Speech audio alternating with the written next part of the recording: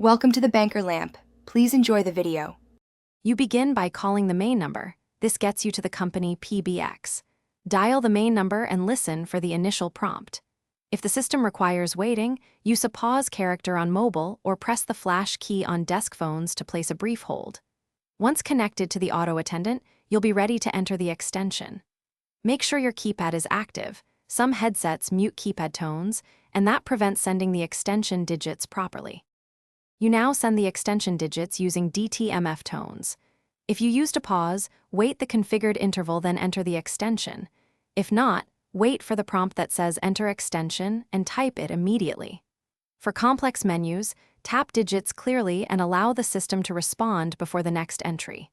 Once done, if you hit a timeout, try inserting an extra pause or press the pound key to speed routing. Make sure volume is audible so you can follow prompts. You finish by confirming the connection and stating your purpose before transferring or leaving a message. If the extension is busy or unreachable, use the voicemail option or note a callback number and retry later.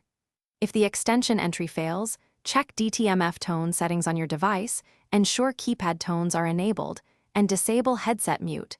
Sometimes switching from Bluetooth to handset fixes it.